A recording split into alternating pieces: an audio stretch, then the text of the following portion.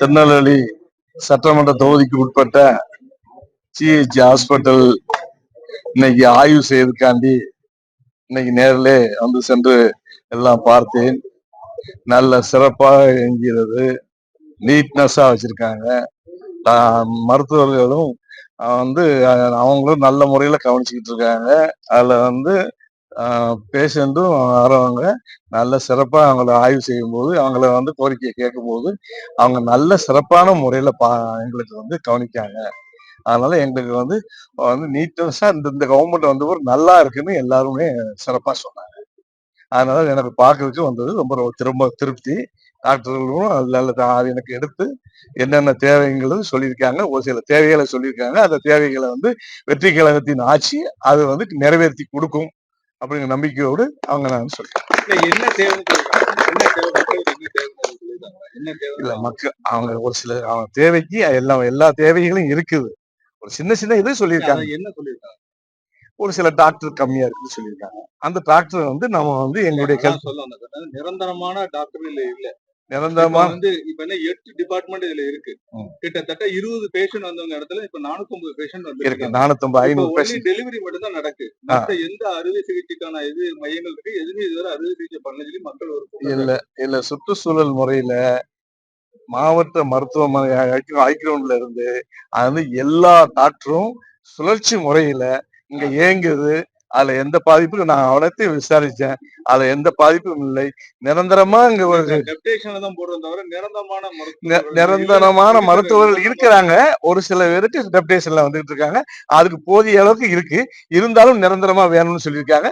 கண்டிப்பா அதை health minister மூலமா நான் அதை நான் அவங்க சொன்ன கோரிக்கை சொல்லி ஒரு பேராசிரியர் இருக்கணும், ஒரு இணை பேராசிரியர் இருக்கணும், 3 உதவி பேராசிரியர் அதுல இருக்காங்களா சார்? எல்லாரும் இருக்காங்க. சுழற்சி முறையில ஒரு சிலர் இருக்காங்க. அது நிரந்தரம் பண்ணிடுவோம். சட்டமன்ற கூட்டத்தொடர்ல முன்வைக்கிற மாதிரியான கோரிக்கைகளா திட்டமிட்டிருக்கீங்களா? அது உண்மை என்று எதிர்கட்சி தலைவர் சொல்றாரு. இந்த நாட்டுல உண்மை நேர்ல கேட்டா எந்த உண்மை கிடைக்கும்? அதனால உண்மை என்பது நேர்ல ஆய்வு செய்து சட்டத்திட்டப்படி என்னென்ன நடக்கு டெண்டர் அது இது எல்லாம் வெற்றி கழகத்தினுடைய ஆட்சி நேர்மையா நடக்கிறது. நேர்மையான பணிமாற்றங்கள் அனைத்தும் நடக்கு.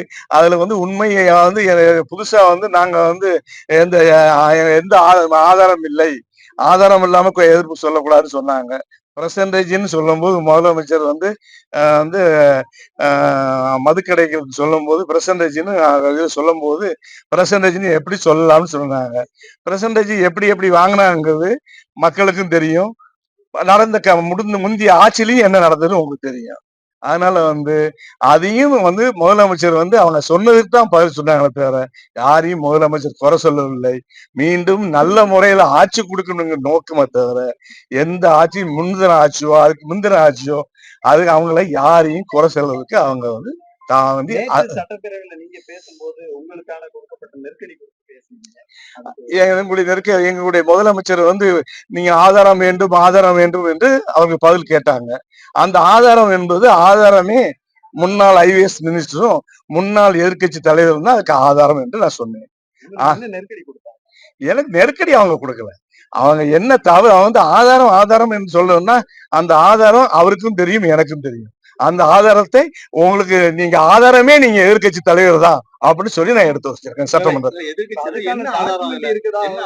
அது அவர் என்ன சொன்னாரு?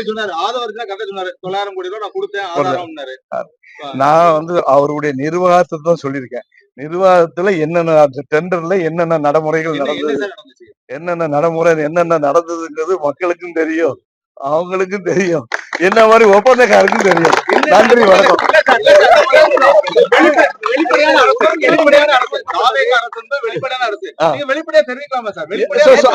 கவனிக்கலையா?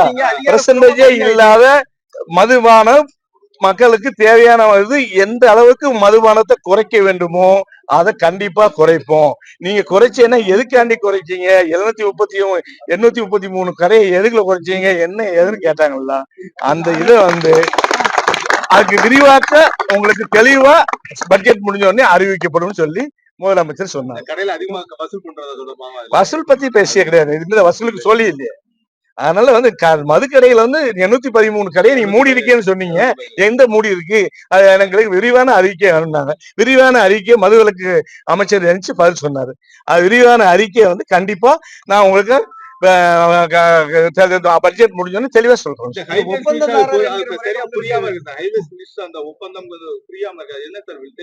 அவருக்கும் தெரியும், எனக்கும் தெரியும்.